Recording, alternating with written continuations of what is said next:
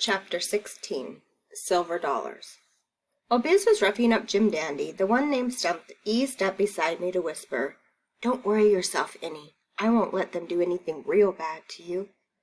Of the three trolls, Stump was probably the ugliest, with whiskers that were bent and broken, a bobbing Adam's apple. The tip of his snout, right around the nostrils, had green duckweed foam bubbling out with every breath. But when he spoke, he sounded polite, protective, maybe a little simple, and believe it or not, almost sweet. "You mean like being turned to stone?" I said. "Stone's not bad." The suggestion that it was surprised him. "Stone's nice and soothing." "No, I'm talking like something like turning you into a church bell.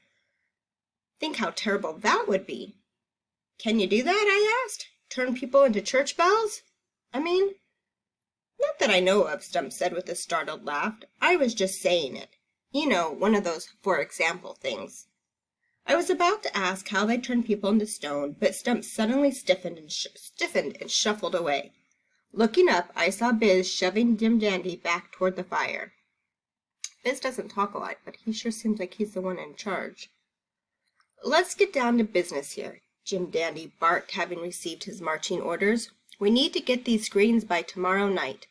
"Relax, boys," Duke advised, all chummy. "My cousin can get you screens no problem. Maybe a bucket of willow cats, too." "Lip smackers?" Stump perks up. "Willow cats are baby catfish that bait shops sell around here. They're not my idea of a tasty snack, but with thoughts of stone statues and church bells filling my head, I played along, hoping that Duke knew what he was doing. I don't know, I don't have that much trust in Duke. "Screens first," Jim Dandy insisted, after a sharp poke from Biz. "You've got to have a few nibbles on the way," Duke said, always on the lookout for his stomach, "or the trip's not worth taking." "But what if there's not enough money for both?" Jim Dandy pointed out. The nervous way he mentioned it made both Biz and Stump's snouts jerk up, as if they'd caught a whiff of something foul. "Well," Duke griped, backing off a bit, "I suppose you're right. But I don't see what a treat or two can hurt." "No," Stump moaned, disappointed. "Screens got to be first." Biz continued his silent ways. Instead of talking, he crossed over to an alligator bag and dug out a silver dollar and glinted in the firelight. Stump got $1 from another bag. Jim Dandy didn't budge, his grin growing suspiciously bigger. "Where's yours?" Stump poked at Jim Dandy's arm. "Well, boys," Jim Dandy gushed, "I've been meaning to talk to you about that." "You told us you stole one from your mother," Stump said. "Now, you boys know how my mother is." Jim Dandy stepped away. "She's not the sort to leave her purse unguarded." "But there's screens to buy." Stump was dumbfounded. Biz took a threatening step forward. "Now, boys," Jim Dandy cooed, holding his hands up for Biz to stop where he stood. "Ain't I the one who spotted old Duke here and brought him on board? Ought that be something worth powerfully good before this business is through?" Duke nodded yes as fast as he could do that. It slowed Stump a bit, too, though not Biz, who was busy reaching for a fresh handful of Jim Dandy's hair. He's not too happy about it, is he? "And I'm willing to bet," Jim Dandy sped on, leaning away from Biz's grasping hand, "that Duke's little cousin here can get us 3 screens for 2.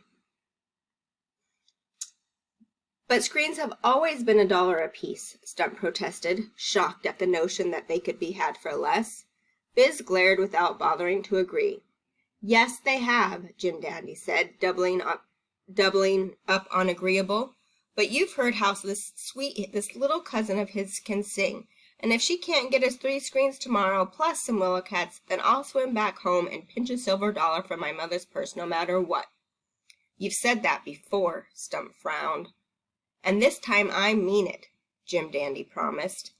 During the face-off that followed, I decided it was now or never and told Jim Dandy, "I can get you a silver dollar."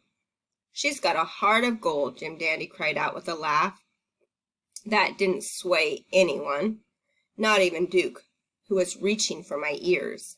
"Matter of fact," I grunted, twisting away from Duke, "I can get you 3 silver dollars. One for each of you if you'll just promise to take me and Duke home and do something about Duke's parents and some others like our grandpa who made the mistake of touching them."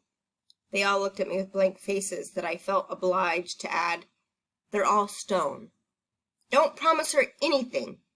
Duke pointed an awfully thick finger at me. "I'm not going home, and I like my parents the way you left them, and don't worry about silver dollars. I'll make her fork them over."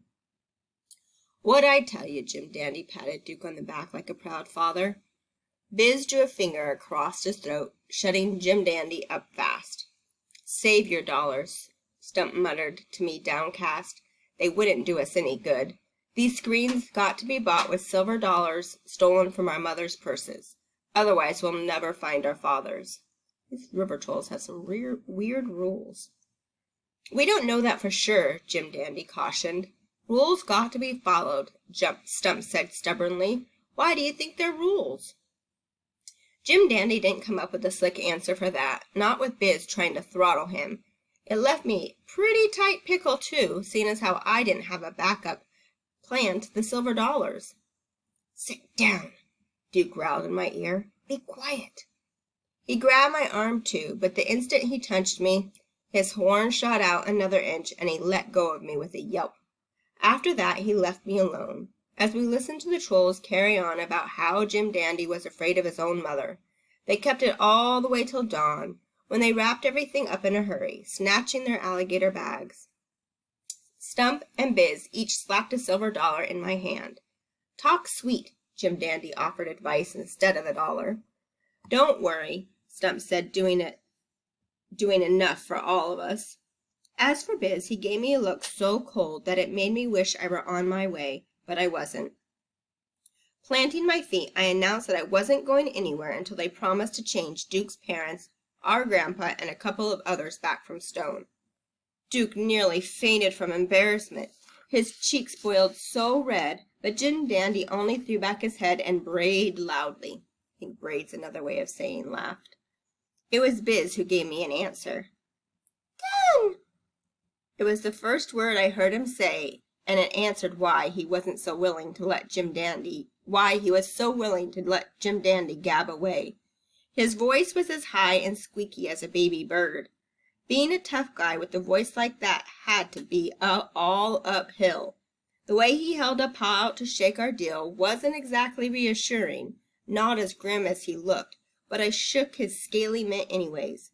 Without a lawyer handy to draw up a contract, what could it hurt? A couple of minutes before sunrise, they slid into the river. Biz led the way, followed by Jim Dandy, followed by Stump.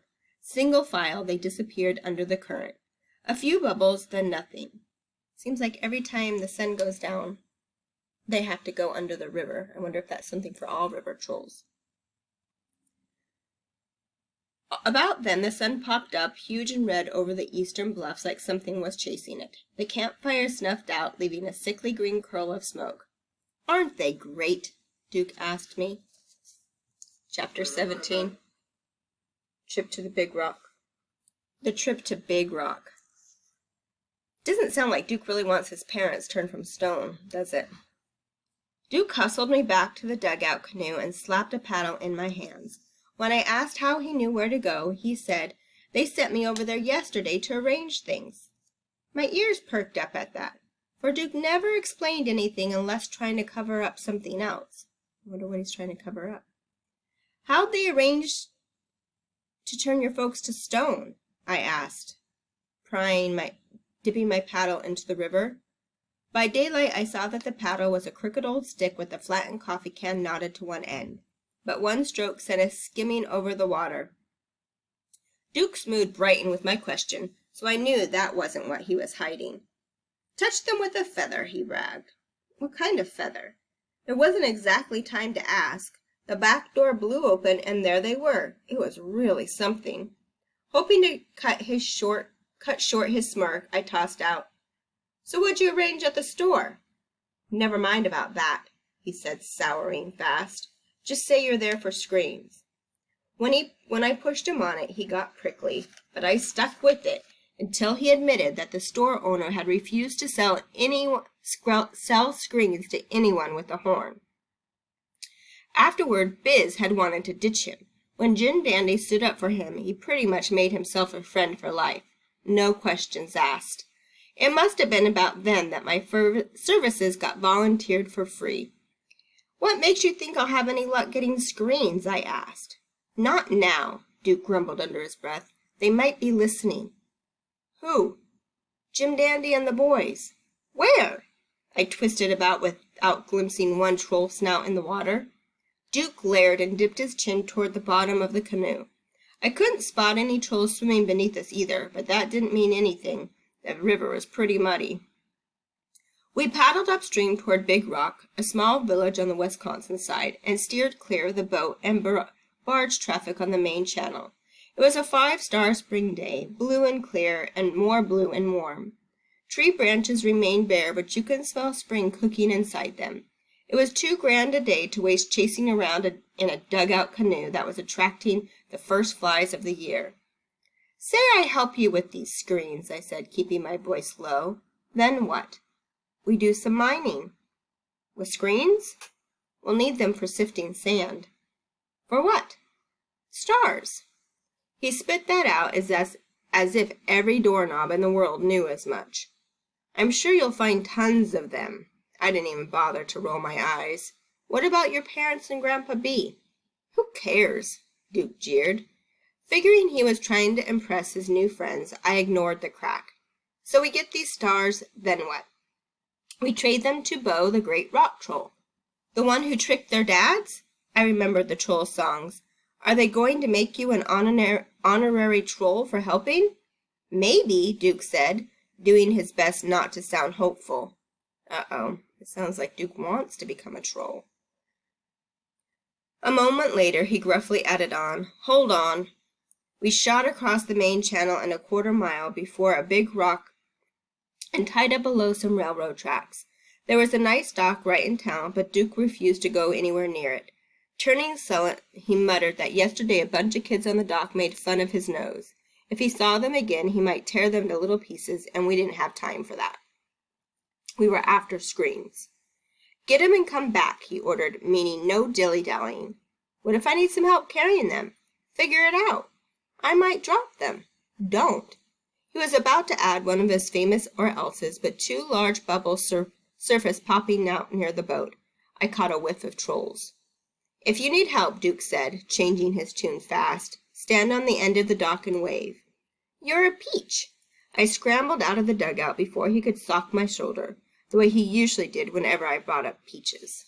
So he was going to be mean, but he didn't want to be mean in front of his troll friends. Okay.